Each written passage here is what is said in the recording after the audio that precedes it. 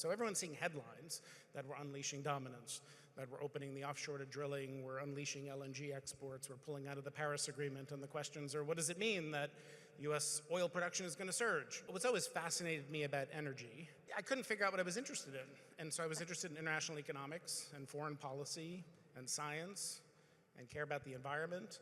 Energy just brings all of those together. You can't make good energy policy decisions without understanding the dimensions of these decisions on each of those. Among all those competing, sometimes competing policy priorities, for the Biden administration, climate was the North Star. And for this one, energy security and affordability will be the North Star. And sometimes that takes you to the same place, sometimes it doesn't. But the only comment I would make is that this is not unique to the Trump administration.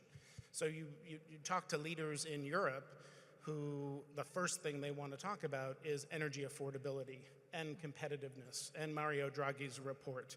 You look at Mark Carney running in Canada, walking back support for a carbon tax, or European Union, which just said they were going to exempt most companies, European companies, from their carbon border adjustment, not to mention emerging and developing economies that struggle to have access to any energy at all. So there's a risk here, which is we forget about the importance of climate, which I hope we don't do.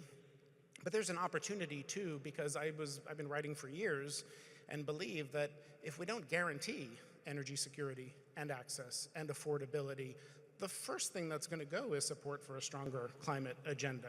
And we have to figure out how to solve all of these sometimes competing policy priorities simultaneously. And this might be a moment of reset that allows us to focus on all the goals of energy policy and try to make progress on all of them.